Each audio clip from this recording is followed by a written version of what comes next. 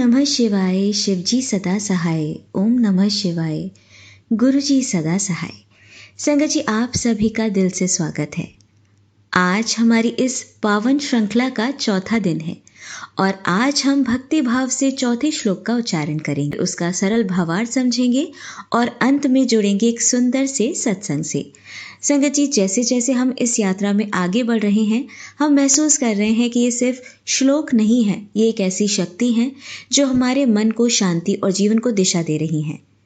संगत जी, इस चैनल को अगर आपने सब्सक्राइब नहीं किया है तो कर लीजिए, जिससे कि आपको इस तरह के वीडियो के नोटिफिकेशन मिल पाए और आप इस तरह के सत्संग सुन पाएं और गुरुजी की ढेर सारी ब्लेसिंग्स आपको मिल पाएं। संगत जी, अब तक जो 3 श्लोक मैं बता चुकी हूँ, अपने चैनल पे अपलोड कर चुकी हूँ। अगर आप उन्हें नहीं सुन पाए हैं और दोबारा सुनना चाहते हैं तो मैंने चैनल पर प्लेलिस्ट बना दी है 48 श्लोक सीरीज़ के नाम से। आप उसे जाकर देख सकते हैं, उसमें बाकी की 3 वीडियोस भी हैं। और अगर आपको डिस्क्रिप्शन बॉक्स में मैं ये लिंक भी दे दूँगी, जिससे कि आपको ढूंढने में ईजी रहेगा। तो संगत जी, इन श्लोक्स को मिस मत कीजिएगा, इन्हें बहुत ही प्यार से और भाव के साथ सुनेगा, आपको रिजल्ट्स डेफिनेटली देखने को मिलेंगे, ये मेरा आपसे वादा है। जय गुरु जी, शुक्राना गुरु जी।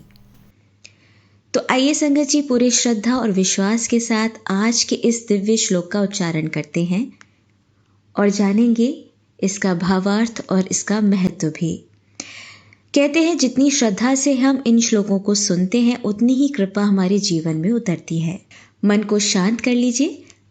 हम उच्चारण करने वाले हैं चौथे श्लोक का।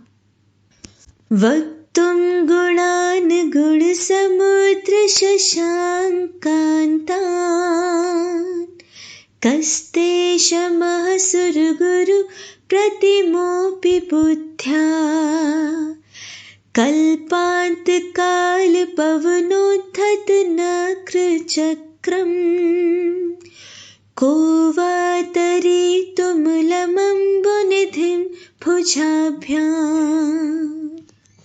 वक्तुं गुणान् गुणसमुद्र शशांकान्तान् कस्ते शमः सुरगुरु प्रतिमोपि बुद्ध्या कल्पांत काल पवनोद्धत नक्रचक्रम को वा तरितुमलमम्बुनिधिं भुजाभ्याम्। वक्तुं गुणान् गुणसमुद्र शशांकान्तान् कस्ते शमः सुरगुरु प्रतिमोपि बुद्ध्या कल्पांत काल पवनोद्धत नक्रचक्रम को वा तरितुमलमम्बुनिधिं भुजाभ्याम्। अर्थात, हे प्रभु, आपके गुण तो समुद्र के समान असीम और चंद्रमा की तरह शीतल और सुंदर हैं। ऐसे अनंत गुणों का वर्णन करने में कौन समर्थ हो सकता है। यहाँ तक कि देवताओं के गुरु बृहस्पति भी अपनी बुद्धि से पूरी तरह नहीं बता सकते। जिस प्रकार प्रलय काल में तेज तूफान से उफनते समुद्र को कोई भी व्यक्ति अपनी भुजाओं यानी कि हाथों से पार नहीं कर सकता, उसी प्रकार आपके गुणों का पूर्ण वर्णन करना भी किसी के लिए संभव नहीं है। मतलब साफ है, भगवान की महिमा शब्दों में नहीं समा सकती, उसे सिर्फ अनुभव किया जा सकता है। संगत जी, जैसे इस श्लोक में कहा गया है कि प्रभु के गुणों का वर्णन नहीं कर सकता कोई, वैसे हमारे गुरुजी की महिमा भी शब्दों से परे है। हम जितना अनुभव करते हैं उतना ही समझ पाते हैं और जितना शुक्राना करते हैं उतनी ही कृपा का एहसास होता है। संगत जी, इस श्लोक का जो पाठ करने वाले होते हैं उनके अहंकार को नष्ट कर उन्हें विनम्र बनाता है ये श्लोक। विषम परिस्थितियों में भी ये स्तोत्र ईश्वर की शरण में जाने पर साहस और सुरक्षा का विश्वास जगाता है और ऐसी मान्यता है कि इस श्लोक का पाठ भयंकर संकट, मानसिक अशांति और बाधाओं को दूर करने में सहायक माना जाता है। संगत जी, इसी के साथ आइए बढ़ते हैं आगे की ओर और सुनते हैं आंटी जी का सत्संग। जय गुरु जी, शुक्राना गुरु जी। जय गुरु जी संगत जी। मैं अपने सत्संग की शुरुआत गुरु जी के मंत्र जाप के साथ करना चाहूंगी। ओम नमः शिवाय, शिव जी सदा सहाय। ओम नमः शिवाय, गुरु जी सदा सहाय। ओम नमः शिवाय, शिव जी सदा सहाय। ओम नमः शिवाय, गुरु जी सदा सहाय। पर अब मैं गुरु जी से माफी मांगना चाहूंगी क्योंकि मैंने इस सत्संग को सेंड करने में बहुत लंबा टाइम लगा दिया। मैं बार बार सोचती थी कि अब भेजूंगी और कुछ ना कुछ करके मैं भेज ही नहीं पाती थी। तो बहुत दिल से सॉरी गुरु जी, मुझे प्लीज माफ कर दीजिए। मैं आगे से कोई भी सत्संग होगा मैं कोशिश करूंगी तुरंत के तुरंत एकदम सेंड कर दूं। और मैं सत्संग स्टार्ट करती हूँ। एक दिन मेरा छोटा भाई मेरे पास आया, वो कह रहा था कि दीदी मुझे आपका फोन बाहर लेके जाना है किसी काम से, तो अपने फोन में से पासवर्ड हटा दूं। तो इंस्टेड कि मैं उसे पासवर्ड बता दूं, मैं हटाना ही प्रेफर करती थी कि जिससे ये बाद में मेरा फोन ज्यादा इस्तेमाल ना करे। तो मैंने अपना फोन से पासवर्ड हटा दिया और जब वो अपना काम करके वापस लौटा तो मेरे दिमाग से निकल गया था कि ऐसे यूजली ऐसे यूज हो जाता है ना कि फोन खुल जा रहा है, तो मैं इतना पासवर्ड लगाने पे ध्यान नहीं दिया मैंने। मगर एक दिन ऐसे इंट्यूशन सी आई कि लगा देना चाहिए मुझे पासवर्ड, और मैंने लकीली लगा दिया। वो शायद गुरुजी थे जिन्होंने मेरे से बोला होगा कि पासवर्ड लगा देना। एंड उस दिन एंड उसके अगले दिन ऐसे मुझे काफी 2-3 दिन से ऐसे घबराहट हो रही थी। तो वन डे ऐसे ही मैंने डिसाइड करा कि मैं इंटर्नशिप कर रही हूँ, तो मैंने सोचा कि उस दिन ऑफिस जाते हैं। नॉर्मली मैं वर्क फ्रॉम होम करती थी, मगर एक दिन ऐसे ही सडनली मैंने सोचा कि चलो आज मैं ऑफिस चली जाती हूँ, क्या पता मेरा मूड चेंज हो जाए या फिर कुछ ऐसा। तो जब मैं सुबह सुबह से निकल रही थी ऑफिस के लिए, तब भी बहुत बार ऐसी चीजें हुई कि मेरे मम्मी डैडी नॉर्मली ऐसे बोलते नहीं है कि आज मत जाना ऑफिस या फिर कुछ भी इस टाइप से, मगर उस दिन बोला मम्मा डैडी ने कि मिली आज क्यों जा रही हो ऑफिस, क्या ही करेगी जाके। एंड मैं खुद इतनी लो फील कर, प्लस मुझे ऐसा भी लग रहा था कि गुरुजी भी बोल रहे हैं टेलीपैथी के थ्रू कि आज मैं ना जाऊं। मगर उस दिन तो मैं सब चीजें सारी इंट्यूशन इग्नोर करके मैंने कहा आज तो तो जब मैं निकल रही थी तो मेरी मम्मा ने मेरे को गुरुजी का ब्रेसलेट को पहनने को बोला और मैंने पहन लिया ब्रेसलेट। मगर जैसे ही मैं ऑफिस पहुंचने को हुई तो पता नहीं क्या आया दिमाग में कि शायद मेरे आउटफिट से मैच नहीं कर रहा है, या नॉर्मली मैं ऐसी हरकत कभी नहीं करती कि कभी भी मैं ऐसे उतारूं अगर गुरुजी का ब्रेसलेट हो मेरे हाथ में। मगर उस टाइम तो ऐसा लग रहा था ऑन पर्पस सारे गलत काम करूंगी। तो वो मैंने गुरुजी का ब्रेसलेट उतार दिया और मैं चली गई। ऑफिस में भी एकदम खराब दिन बीत रहा है, कुछ भी अच्छा नहीं हो रहा है, पूरी मुरझाई हुई हूँ, मेरा पूरा मूड खराब हो रखा था। एंड ऊपर से मेरे को ये और फील हो रहा था कि बारिश का सा मौसम हो रहा है तो मुझे टाइम से निकलना चाहिए, क्योंकि जैसे ही मैं ऐसे खिड़की से बाहर देख रही हूँ मैं देख रही हूँ एकदम खराब हो रहा है मौसम बहुत ज्यादा ही। और ऑफिस में भी कुछ प्रोडक्टिव किया नहीं था मैंने, तो मैंने यही सही समझा कि अब मैं निकल जाती हूँ वहां से। एंड मैं निकल गई। एंड जैसे ही मैं वहाँ से निकलती हूँ, मेरे को मेट्रो करके घर जाना पड़ता है बिकॉज मेरा जो ऑफिस है वो मेरे घर से लगभग 1 घंटा दूर है। तो मेट्रो से लाइक ऑटो तक 7 साढ़े 7 बज चुके थे। देन फिर मैंने अपने घर पहुंचने के लिए ऐसे ऑटो करा। तो जब मैं ऑटो में बैठी तो उस दिन मेरे को ऑटो भी नहीं मिल रहा था बिकॉज लगभग बारिश स्टार्ट हो चुकी थी उस टाइम तक। और मेरे को एक ऐसा टो पाथ वाला एक ऑटो मिला कि जो पहले मुझे एक पॉइंट पे छोड़ेगा, फिर वहां से मुझे दूसरा ऑटो लेना पड़ेगा, वो मेरे को घर तक छोड़ेगा। मैंने कहा ओके फाइन, आज ये ट्राई कर लेते हैं। मैं उस ऑटो में बैठ गई। अब इस ऑटो ने मुझे अपने फर्स्ट स्टॉप पे छोड़ा जहां से मुझे ऑटो चेंज करना था। मैं वहां पे उतरी और इतनी तेज बारिश थी, इतनी तेज बारिश, ऊपर से ऐसे ऑलमोस्ट 8 बज चुके थे, प्रॉपर अंधेरा हो रहा है और हाईवे पे था वो जो भी था, मेरा जो फर्स्ट ऐसे स्टॉप था। वहां पे मैं उस ऑटो से उतरी, ऑनलाइन पेमेंट करते ही मेरे को एकदम से ऐसा कुछ फील हुआ कि कुछ गिरा है। बट समहाउ इतनी तेज बारिश में एक तो मुझे गीली हो रही थी तो मेरे को समझ में नहीं आ रहा था। तो मेरे को जो भी अगला ऑटो दिखा मैं बस उसमें जस्ट बैठने वाली थी और मैंने चेक करा कि मेरा फोन है कि नहीं है। एंड नहीं था मेरा फोन। फिर रियलाइज हुआ कि मेरा फोन ही गिरा था नीचे। अब वो हाईवे पे था और वहां पे ऐसे पानी गिर रहा था इतना ज्यादा। मैंने वहां पे बहुत ढूंढने की कोशिश करी एंड आई स्वेयर कुछ सेकंड्स की बात थी और मेरा फोन गायब। मैंने कॉल लगाने स्टार्ट करे, सब ट्राई करा, फ्लैश लाइट जला के देखा, सब कोशिश करी, मुझे वहाँ पे इतनी जल्दी एकदम फ़ोन गायब हो गया मेरा। एंड आई स्वेयर मैं बहुत डर गई थी। तो अब मेरे को चीज़ें फ़ील होने लगी कि भाई इट्स गेटिंग रियल नाउ। अब समझ में नहीं आ रहा था एंड एकदम मुझे गुरुजी की याद आई। मैंने गुरुजी का नाम लेना स्टार्ट करा, मंत्र जाप शुरू करा, माफ़ी माँगी। मुझे सब रियलाइज़ हो रहा था कि भाई मैंने कितनी बड़ी गलती करी। एक तो जब मैं निकल रही थी, गुरुजी का ब्रेसलेट मम्मा ने दिया था एंड आई स्वेयर वो ब्रेसलेट सिर्फ़ ब्रेसलेट नहीं है, वो प्रोटेक्ट करता है बहुत सारी नेगेटिविटीज़ से। गुरुजी हर रूप में प्रोटेक्ट करते हैं, बट जब हम ही उस चीज़ को नेग्लेक्ट कर रहे हैं, तो फिर भुगतना भी हमारा ही है फिर। और मेरे को मेरी गलती बहुत गंदी रियलाइज़ हो रही थी उस टाइम पे। मैं बहुत दिल से माफ़ी माँग रही थी अपनी गलतियों के लिए। देन मैं वहाँ से उस टाइम पे मैंने यही सही समझा बिकॉज़ बहुत तेज़ बारिश थी और रात वैसे ही हो रही थी। मम्मा-डैडी के भी कॉल आ रहे होंगे मेरे फ़ोन पे जहाँ पे भी वो था। तो मुझे ये टेंशन नहीं कि पहले मैं घर पहुँचती हूँ उसके बाद देखते हैं। तो मैंने वहाँ से दूसरा ऑटो करा और मैं अपने घर निकल गई। तो वहीं ऑटो में मेरे को कुछ लोग मिले एंड उनको दिख रहा था कि मैं पूरी गीली हो रही हूँ एंड बहुत हाइपर एक्टिव हो रही थी। तो उन्होंने मेरे से पूछा कि क्या हुआ? तो मैंने उनसे फ़ोन माँगा। मैंने कहा प्लीज़ आप मुझे फ़ोन दीजिए, मुझे घर पे एक कॉल करना है।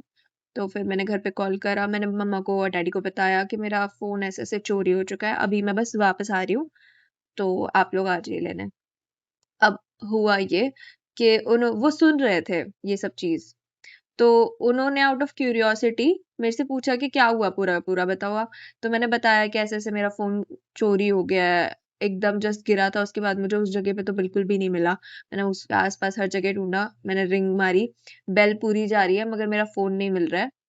एंड उन वो बड़े भले आदमी से लग रहे थे तो उन्होंने मेरे से कहा कि देखो पहले मेरे दोस्त का भी फ़ोन ऐसे खो चुका है, मगर चिंता मत करो मिल जाएगा। तो उन्होंने मुझे कुछ-कुछ बताया कि मैं गूगल का फाइंड माय ऐप्स डाउनलोड करूँ एंड उसपे अपनी ईमेल आईडी एंड पासवर्ड डाल के मुझे उसकी लोकेशन पता लग जाएगी।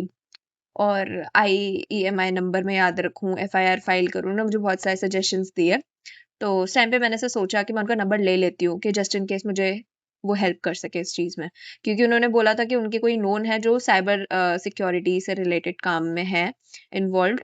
तो मुझे बस ऐसा लग रहा था अंदर से, ये कह लो गुरुजी की आवाज़ ही थी जो मैंने उनका नंबर लिया, वरना मैं ऐसे कभी ना किसी को नंबर देती, ना मैं किसी से लेती नंबर।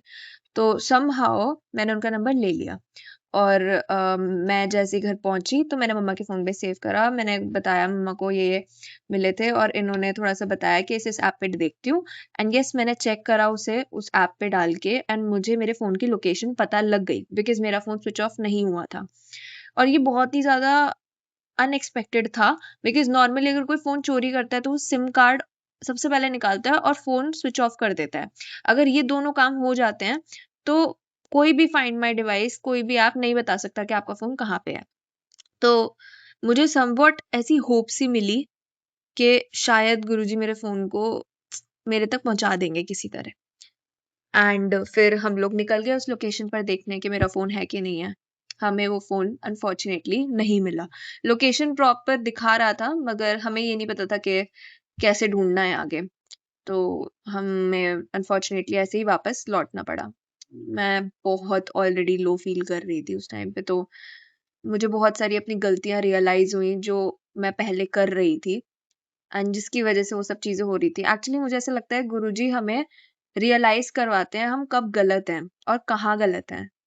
और अगर हम उस चीज़ को देख नहीं पाते, तो गुरुजी हेल्प करते हैं कि हम उस चीज़ को और क्लियरली देखें। अब जब ये सब चीज़ें मुझे रियलाइज़ होने लगी ना, तो आप बिलीव नहीं करेंगे, मेरे को लिटरली एक होप सी आने लगी। जैसे-जैसे मैं अपनी पुरानी गलतियों को रियलाइज़ कर रही थी, जो भी मैं कर रही थी और मैं उन्हें जानती हूँ, तो उन सब चीज़ों के बाद मैं ऐसा फ़ील करने लगी थी कि ऐसा लग रहा था कि अंदर से गुरुजी कह रहे हैं कि फ़ोन मिल जाएगा, फ़ोन की चिंता तू मत कर। ऐसी आवाज़ सी आ रही थी अंदर से। एंड मैं बहुत कॉन्फिडेंट होने लगी थी दिन बर दिन कि मुझे चिंता नहीं है फ़ोन की, फ़ोन मिल जाएगा। चाहे आज मिले, चाहे कल मिले, मिलेगा ज़रूर। कुछ नहीं होने वाला फ़ोन को। बस मुझे मेरी गलती पता है अब। और मैं माफ़ी माँग रही थी गुरुजी से अपनी उन गलतियों की, जो मैं कर रही थी। अब मैं अपनी मम्मा के फ़ोन में मैंने उनका जिनका नंबर मेरे पास सेव था, उनको बता रखा था कि मेरा फ़ोन कहाँ, किस लोकेशन पे होगा उस टाइम पे। एंड थोड़ा बहुत सिर्फ़ नंबर उन्हें पता था मेरा, पता नहीं कैसे उस बेसिस पे उनकी और मेरी मम्मा की बात हुई। मम्मा ने पूछा उनसे कि आपको क्या-क्या आइडिया है, कैसे-कैसे आप हेल्प कर सकते हो। तो एक तरीके से वो सपोर्ट कर रहे थे हमारा। एंड एक बहुत ही ज़्यादा ताज्जुब की बात ये है कि मेरी मम्मा को उसी टाइम पे ऐसे गुरुजी के मैसेजेस आ रहे थे कि तुम पर एक बहुत बहुत बड़ी एक आफ़त आ सकती है, मगर मैं उससे तुम्हें उस आफ़त से निकालने के लिए मैं किसी को भेजूँगा। एंड इससे पहले तो ऐसा कुछ कभी नहीं देखा था मैंने होता हुआ।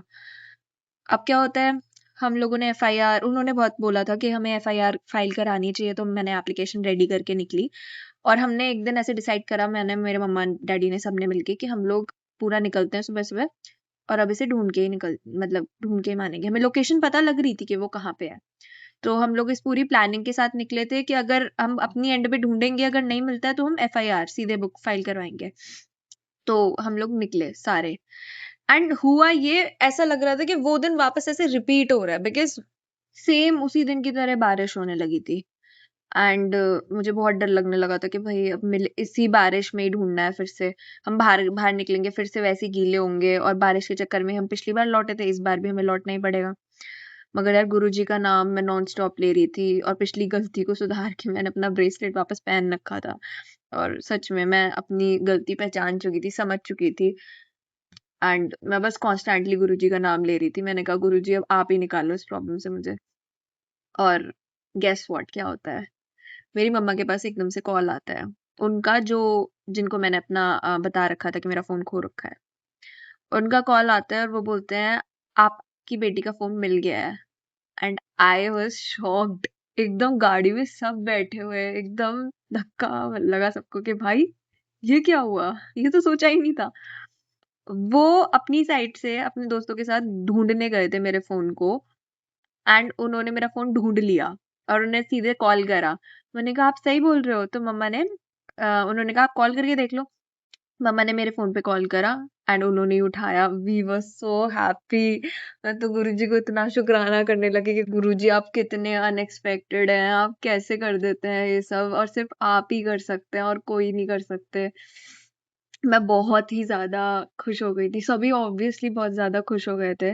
तो हमने बहुत उनको थैंक यू करा कि शायद वही थे जिनका गुरुजी ने ऐसे मैसेज भेजा था कि वो किसी को भेजेंगे उस आफ़त को दूर करने के लिए। तो भैया हम तो उनके बिल्कुल बहुत ही ज़्यादा थैंकफुल थे कि उन्होंने इतना बड़ा वो चीज़ करा कि किसी स्ट्रेंजर की चीज़ ढूँढना ऐसे नॉर्मली तो हमें लोग नहीं मिलते, मगर मिले उस टाइम पे गुरुजी ने ही भेजा था शायद। तो हम लोग एक जगह पे हमने डिसाइड करा कि हम यहाँ पे मिलते हैं और वहाँ पे मेरे को मेरा फ़ोन वापस मिला। बहुत ही ज़्यादा मेरे को अच्छा लगा। मुझे कहीं न कहीं पता था कि मिल जाएगा, मगर उनके एफ़र्ट्स और गुरुजी के की कृपा के बगैर क्या ही मिलता। मुझे तो नहीं लगता कि ये नॉर्मली ऐसा पॉसिबल था, पहले कभी मेरे को मिल पाता ऐसा कुछ। मगर सही में मैं बहुत ही दिल से शुकराना करना चाहती हूँ गुरुजी का कि गुरुजी ऐसी-ऐसी कठिन-कठिन परिस्थितियों से निकाल देते हैं मेरे को, मेरी फैमिली को। एंड मैं बस उनका अब साथ ही मानती हूँ कि वो बस मेरे साथ रहें, हर परिस्थिति में मेरे साथ रहें, खुशी में भी, दुःख में भी, जब नॉर्मल लाइफ़ चल रही हो तब भी हमेशा बस मेरे साथ रहें और मेरी फैमिली के साथ रहें और बस इसी तरह से अपनी कृपा बना के रखें हम सब पर। और इसी के साथ मैं अपने सत्संग को अब विराम देना चाहूँगी, गुरुजी के मंत्र जाप के साथ। ओम नमः शिवाय, शिवजी सदा सहाय। ओम नमः शिवाय, गुरुजी सदा सहाय। जय गुरुजी, शुक्राना गुरुजी। और आंटी मैं आपको थैंक यू करना चाहती हूँ मेरा सत्संग शेयर करने के लिए। आप हर बार मेरा सत्संग शेयर करती हैं, थैंक यू सो मच। जय गुरुजी, शुक्राना गुरुजी। संगत जी, अब सुनते हैं हमारी लास्ट आंटी का सत्संग। जय गुरु जी, शुक्राना गुरु जी, अनंतम शुक्राना, पल पल का शुक्राना, हर क्षण का शुक्राना। मैं प्रोफेसर बीना बुदकी कश्मीर से। मैं सबसे पहले गुरु जी का महामंत्र से शुरू करूंगी। ओम नमः शिवाय, शिव जी सदा सहाय। ओम नमः शिवाय, गुरु जी सदा सहाय। ओम नमः शिवाय, शिव जी सदा सहाय। ओम नमः शिवाय, गुरु जी सदा सहाय। शुक्राना शुक्राना शुक्राना। गुरु जी अनंतम शुक्राना, लख लख शुक्राना। गुरु जी, मैं आज का ये शुक्राना सत्संग सबसे पहले 1 मार्च के लिए करना चाहूँगी, जिसमें मुझे आपने स्टेट लेवल का महाराष्ट्र का शिरडी में पुरस्कार दिलवाया। उसके लिए मुझे शिरडी में मैं गई थी पहली मार्च को। और जब मैं वहाँ गई तो जाते वक़्त मैंने साईं बाबा मंदिर जाकर के दर्शन करे। बहुत ही खुले दर्शन मुझे मिले और उसके बाद पुरस्कार समारोह मैंने अटेंड करा और जाने से पहले फिर एक बार मैंने दर्शन किया, तब भी मैंने बहुत खुले अच्छे से दर्शन किए। बहुत सालों के बाद मैं शिरडी गई थी और मैंने इस तरह से दर्शन करे थे। तो गुरुजी, आपका लख-लख शुक्राना, अनंतम शुक्राना, कोटि-कोटि शुक्राना, आपके कारण ही ये सारा संभव हो सका। गुरुजी, मेरे घर में घर के बाहर एक दिन एक तितली आई शाम को 5-6 बजे और दूसरे दिन 10 बजे तक थी। वो ना हिल रही थी, ना डुल रही थी। तो मुझे नहीं पता कि आपने कौन-सा बहुत मेरा बड़ा कष्ट अपने ऊपर ले लिया, उस तितली के रूप में ले लिया। मैंने उस पर जल प्रसाद भी डाला और कई बार उसको बाहर देखने के लिए भी गई, लेकिन दूसरे दिन 10 बजे वो फिर कहाँ चली गई मुझे नहीं पता है। तो आपका शुक्राना, अनंतम शुक्राना कि आपने मेरा कोई बहुत बड़ा कष्ट जो है वो दूर कर दिया। उसके कुछ दिनों के बाद मेरे छत पर एक कबूतर आकर के पहले गिरा और वो मर गया था। उसे भी जब मैंने देखा तो उसे मैंने जल प्रसाद डाला और उसके बाद एक कपड़ा डाल दिया क्योंकि बहुत तेज़ धूप हो रही थी। तो उसके बाद नीचे सिक्योरिटी वालों को बुला कर के मैंने उसे भी विदा किया। तो आपने इसके लिए भी मेरा कौन-सा एक कष्ट, कौन-सा बहुत बड़ा कष्ट आपने मेरा हर लिया, तो उसके लिए अनंतम शुक्राना, कोटि-कोटि शुक्राना और अनेकों शुक्राना। क्योंकि हमें पता नहीं होता है, हम मूर्खों को पता नहीं होता है कि आप किस-किस रूप में और किस-किस तरह से हमारे कष्टों को दूर कर रहे हैं। तो लेकिन हम तो सिर्फ़ एक शुक्राना ही कह सकते हैं और उसे भी कहने में हम कभी-कभी काफ़ी टाइम लगा देते हैं। ख़ैर गुरुजी, आपका लख-लख शुक्राना इन 2 चीज़ों के लिए। मार्च के महीने में मैं गुरुजी सत्संग नहीं कर सकी थी क्योंकि 16 मार्च को मेरी भाभी आपके चरणों में चली गई थी। वो 5-6 महीने से बीमार थी। अमेरिका में थी, बेटी के पास थी। मेरा पहले भाई का लड़का, फिर भाई और अब भाभी भी चली गई।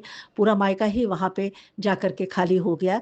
लेकिन आपने 5-6 महीने वो वहाँ अस्पतालों में रही और काफ़ी पैसे भी खर्च हो गए। लेकिन उसके लिए भी आपका अनंतम शुक्राना कि आपने उनको आखिरकार मोक्ष दिया और अपने चरणों में जगह दे दी, जिसके लिए कोटि-कोटि शुक्राना, अनंतम शुक्राना, कोटि कि वो आराम से फिर लास्ट में चली गई, कोई दिक्कत के साथ नहीं गई। लेकिन 5-6 महीने वो अक्सर हॉस्पिटल जाती थी, रहती थी। मैंने कई बार आपसे प्रार्थना भी करी थी और कुछ दिन आपने उसको ठीक-ठाक रखा, लेकिन हमारी बड़ी इच्छा थी हम सबकी कि वो एक बार अपने घर में वापस आए और लेकिन वो आ ना सकी। पहले उसका वीज़ा ही नहीं आ रहा था, फिर उसका वीज़ा आया भी, तो फिर वो बीमार ही पड़ गई। बल्कि बहुत कोशिश करी उसकी बेटी ने भी उसको यहाँ लाने की, लेकिन आ नहीं सकी। तो उसके लिए भी शुक्राना, अनंतम शुक्राना कि वहाँ पर भी उसका सब अच्छी तरह से हो गया। कोटि-कोटि शुक्राना गुरुजी, आपने उसको अपने चरणों में जगह दे दी। इसलिए मार्च के महीने में जो 22 तारीख को मेरा सत्संग था, मैं नहीं कर सकी क्योंकि 16 मार्च को उसकी डेथ हुई थी। तो फिर अप्रैल के महीने में आपके आशीर्वाद से मैंने सत्संग किया और काफ़ी अच्छी तरीके से किया। अच्छे लोग भी आए, सब लोग आए। आपने सब लोगों को अच्छी तरह से अपने सबको खिलाया-पिलाया, सबको आपने अपना आशीर्वाद दिया। उसके लिए अनंतम शुक्राना, कोटि-कोटि शुक्राना गुरुजी। आप कोई भी कमी नहीं होने देते हैं। बहुत ही सब हँसते-खेलते अच्छे से आते भी हैं और जाते भी हैं। हँसते खिलखिलाते हुए, लहराते हुए आते हैं और महकते हुए, हँसते हुए वापस भी अपने घर जाते हैं। तो उसके लिए भी कोटि-कोटि शुक्राना, अनंतम शुक्राना। गुरुजी, यहाँ आजकल दुबई में जो ये लड़ाई झगड़े चल रहे थे, मेरा छोटा बेटा, बहू और मेरा पतिदेव सभी वहाँ पर थे। तो जब ये लड़ाई झगड़े हुए तो मेरे बड़े दिल था कि वो लोग आ जाएँ वापस और क्योंकि आजकल कोई सुनता तो है नहीं ना और फिर इसलिए मेरे अंदर से बड़ी इच्छा थी।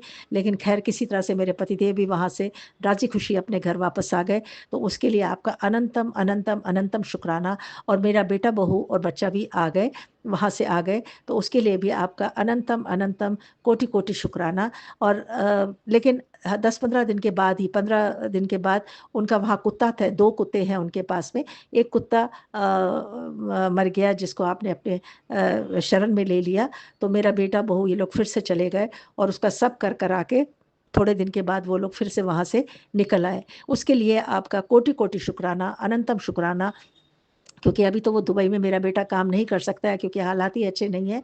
अभी वो किनारे-किनारे से अमेरिका, यूएसए वगैरह और जापान वगैरह जाके उधर दूसरी जगहों पे जाके काम करके कर रहा है। तो आप उसके हमेशा अंग-संग रहें और अपना आशीर्वाद हमेशा उसके साथ रखें और उसके लिए अनंतम, अनंतम शुक्राना, कोटि-कोटि शुक्राना। गुरुजी मुझे फ्रोज़न शोल्डर था जो कि बहुत दर्द मुझे पहले होता था। मैं बिल्कुल हाथ अपना घुमा नहीं पाती थी, कोई भी काम नहीं कर पाती थी, बल्कि अपना कंघा-वंघा भी नहीं कर पाती थी ठीक से और बहुत मुश्किल से मैं 2-2 दिन ऐसे ही छोड़ देती थी। लेकिन आपका जलप्रसाद बराबर पी रही हूँ और जो आपका चंदन टीका है, उसको थोड़ी-सी गीली रुई करके उससे पोंछ करके उसी को मैं अपने कंधे पे लगा लेती हूँ। तो अभी मुझे काफ़ी उसमें फ़र्क पहले से आ गया है। उसके लिए कोटि-कोटि शुक्राना, अनंतम शुक्राना, क्योंकि मुझे रात में सोने में और कुछ भी कंघा करने में, हाथ उठाने में बहुत दर्द होता था। अभी पहले से काफ़ी फ़र्क है और थोड़ा ठीक है, थोड़ा और भी अभी ठीक हो जाएगा। बल्कि आपके दिए का जो घी की बाती बची होती है, उसको भी मैं उसके ऊपर लगा देती हूँ, घुटनों के ऊपर भी लगा देती हूँ और चंदन टीका का थोड़ी-सी रुई गीली करके उसको भी लगा देती हूँ और जो कि आपने एक काढ़ा का बोला था, उसे भी बना कर के सुबह पीती हूँ। तो आप जैसा-जैसा आदेश देते हैं वो सारा ही करती हूँ और थोड़ा बहुत पहले से काफ़ी फ़र्क है। उसके लिए आपका अनंतम, अनंतम, अनंतम शुक्राना, कोटि-कोटि शुक्राना गुरुजी। गुरुजी आप हमारे क्या हर किसी का, चाहे आपके जितने भी आपके इतने सारे बच्चे हैं पूरे वर्ल्ड में, इतने सारे लोग हैं आपके, आप सभी की हर छोटी सी छोटी बात का ख्याल रखते हैं, हर छोटी सी छोटी तकलीफ़ को दूर करते हैं और मैं ये देखती हूँ कि आप एक पल में ही हर किसी की मंशा को दुःख दर्द को दूर कर देते हैं। मैं आपके आश्रम, अपने मायके जब जाती हूँ, तो लौटते में आप मुझे हमेशा आधे से ज़्यादा रास्ते तक किसी न किसी के साथ भेज देते हैं और टाइम से मैं घर पहुँच जाती हूँ, ताकि मेरी काम वाली और मेरा काम भी नहीं आगे पीछे होता है। तो उसके लिए भी आपका बहुत, बहुत, बहुत शुक्राना, अनंतम शुक्राना, कोटि-कोटि शुक्राना। और मैं ज़्यादातर क्योंकि सोमवार के दिन जाती हूँ, तो सुबह ऐसे ही मैं जल्दी-जल्दी वहाँ निकल के चली जाती हूँ, तो दिल होता है कभी-कभी कि मुझे और मिले खाने, क्योंकि समोसा और वो हलवा मिलता है। लेकिन आप ऐसे हैं कि मन की बात को सुन लेते हैं और फटाफट हमें दूसरी बार भी दिलवा देते हैं। आपका उसके लिए भी कोटि-कोटि शुक्राना, अनंतम, अनंतम शुक्राना। और गुरुजी मुझे मध्य प्रदेश से एक हमारे ही जानकार हैं, उनका आया था फ़ोन, तो छोटे-छोटे बच्चे, एक लड़का और एक लड़की है, उनके बाप का स्वर्गवास हो गया है, माँ ऐसे ही है, किसी लायक नहीं है, ऐसे ही है वो। तो वो बच्चे के लिए आए थे कि आप इनको कहीं पे किसी को दे दीजिए या कर दीजिए। तो ख़ैर आप गुरुजी, ये तो आपसे ही मैं निवेदन करूँगी, आपसे ही मैं अरदास करूँगी कि मुझे जल्दी कोई ऐसा घर दे दें या कोई ऐसा परिवार दे दें कि जहाँ मैं इन बच्चों को रखवा सकूँ और जहाँ, क्योंकि ये 5 साल के 4, 5-6 साल के बच्चे हैं, 4-5 साल के ऐसे ही छोटे बच्चे हैं। इनको कोई घर ऐसा मिल जाए या कोई ऐसी जगह मिल जाए जहाँ पर इनकी ज़िंदगी सँवर जाए। और मैं कोशिश तो कर रही हूँ परसों से कोई जगह कोई या कोई परिवार या कुछ ऐसा मिल जाए कि जहाँ पर इनको मैं रखवा सकूँ। तो उसके लिए मैं आपका अनंतम अनंतम शुक्राना करना चाहूँगी कि आप मेरी इस समस्या का हल निकाल दें और क्योंकि किसी का भला हो जाए तो ये बहुत ही अच्छा है। अभी गुरुजी आपके आशीर्वाद से, आपकी मेहर से ही मैं कश्मीर का प्रोग्राम भी यज्ञोपवीत का और सेमिनार का दोनों नवंबर में रख रही हूँ और बस आप अपनी मेहर बरसा के रखिएगा, अपनी मेहर दीजिएगा, आप मेरे अंग संग रहिएगा कि दोनों चीज़ बहुत अच्छी तरह से हो गए। क्योंकि मैं ब्राह्मण कम्युनिटी के जो लड़के हैं उनका यज्ञोपवीत वहाँ खीर भवानी में करवाती हूँ। आज हमारे बीच ये संस्कार लोग भूलते जा रहे हैं, वो करते ही नहीं हैं। तो इसलिए मैंने पिछले 4 सालों से इसको वहाँ कश्मीर में शुरू किया है, खीर भवानी के मंदिर में, और वहाँ पे पूरा विधि विधान से वहाँ पे हर साल करवाती हूँ। तो इस साल भी मैंने 20 नवंबर को डेट यज्ञोपवीत के लिए निकाली है और सेमिनार के लिए 24 नवंबर को। तो मुझे आप अपना आशीर्वाद दीजिएगा, अपनी मेहर रखिएगा कि मेरा ये काम अच्छी तरह से हो जाए और ठीक-ठाक तरीके से हो जाए। क्योंकि हम अपने संस्कारों को ही भूल रहे हैं। जो हमारे हिंदुओं के संस्कार है, यज्ञोपवीत है या मुंडन है या ये एक समय पे होना चाहिए, लेकिन आज हम लोग इनको करते नहीं है। धीरे धीरे हम लोग बस शादी से पहले 2-4 दिन पहले यज्ञोपवीत कर लेते हैं और छुट्टी करते हैं, जबकि ऐसा नहीं होता है। पहले ये 10-12 साल 15 साल तक करते थे, उसके बाद ही वो ब्राह्मण बनता था बच्चा, और तब वो पवित्र होता था बच्चा। और अब 20 साल 25 साल 30 साल की उम्र में तो वो मर्द बन जाता है, तब तक उसमें वो पवित्रता भी नहीं रह जाती है। तो लेकिन मैं इस संस्कार को फिर से कराने की कोशिश कर रही हूँ कि शायद लोगों को बहुत से लोगों को कभी परेशानियाँ भी होती हैं कि उनको कभी पंडित नहीं मिलता है, तो कभी जगह नहीं मिलती है, तो कभी और भी परेशानियाँ आती हैं। क्योंकि अभी पिछले 4 सालों से मैं जितने लोगों का कर रही हूँ, मैं देख रही हूँ वो भी सब बड़े-बड़े होते हैं लड़के, लेकिन फिर भी मैं उसको कर रही हूँ कि उसको देखा-देखी लोगों को में भी जोश आ जाता है। तो आपका अनंतम शुक्राना, कोटि-कोटि शुक्राना कि आप मेरे इस कार्य को पूरा करवा रहे हैं। और गुरुजी, आप मेरे यहाँ जो हर महीने सत्संग करवा देते हैं, उसके लिए भी बहुत-बहुत शुक्राना, अनंतम शुक्राना। और कोटि आप कहाँ से अंकल आंटी लोग आ जाते हैं, कैसे आते हैं, कैसे आ जाते हैं, सब खा पी के अच्छी तरह से लंगर खा के जाते हैं, सबको आप खिला के भेजते हैं, तो उसके लिए भी अनंतम शुक्राना। जो भी अंकल आंटी मेरे इस सत्संग को सुन रहे हैं, मैं उनको भी शुक्राना कहना चाहूँगी, क्योंकि वो समय निकाल करके ये गुरुजी के इस सत्संग को सुन रहे हैं। उनका भी कोटि-कोटि शुक्राना गुरुजी, और आपका शुक्राना तो है ही है। मैं आज का अपना ये सत्संग अगले सत्संग तक के लिए अपनी वाणी को विराम देती हूँ, और तब तक के लिए मैं आपसे आज्ञा चाहूँगी गुरुजी। और आज का ये सत्संग जो है, मैं गुरु जी का ही महामंत्र कह करके समाप्त करूंगी। ओम नमः शिवाय, शिव जी सदा सहाय। ओम नमः शिवाय, गुरु जी सदा सहाय। ओम नमः शिवाय, शिव जी सदा सहाय। ओम नमः शिवाय, गुरु जी सदा सहाय। गुरु जी सदा सहाय। अनंतम शुक्राना गुरु जी। सभी पर आपका मेहर रहे, सभी पर आपका दया का हाथ रहे, सभी के अंग संग रहे, और उन्हीं के बदौलत, उन्हीं की दया से आप मुझ पर भी मेहर करें। बहुत बहुत शुक्राना, अनंतम शुक्राना। बीना बुद्ध की, कश्मीर से। धन्यवाद। जय गुरु जी, शुक्राना गुरु जी। आप सभी के सत्संग बहुत ही ब्लेस्ड और अद्भुत थे। उन्हें पढ़कर, उन्हें सुनकर मुझे बहुत अच्छा लगा, और मैं गुरुजी से अरदास करूंगी कि वो आप पर और आपकी परिवार पर यूं ही अपनी ब्लेसिंग्स बरसाते रहें। और इसी के साथ मैं संगत जी से कहना चाहूंगी कि वो भी अपने सत्संग यदि संगत जी के साथ शेयर करना चाहते हैं तो मुझे मेरे व्हाट्सएप नंबर पर या जीमेल आईडी पर भेज सकते हैं। आपका सत्संग भी संगत जी के साथ जरूर शेयर किया जाएगा। इसी के साथ अब मैं गुरु मंत्र जाप करना चाहूंगी, आप भी मेरा साथ दीजिए। ओम नमः शिवाय, शिव जी सदा सहाय। ओम नमः शिवाय, गुरु जी सदा सहाय। ओम नमः शिवाय, शिव जी सदा सहाय। ओम नमः शिवाय, गुरु जी सदा सहाय। ओम नमः शिवाय, शिव जी सदा सहाय। ओम नमः शिवाय, गुरु जी सदा सहाय। जय गुरु जी, शुक्राना गुरु जी। अनंतम शुक्राना मेरी गुरुपा।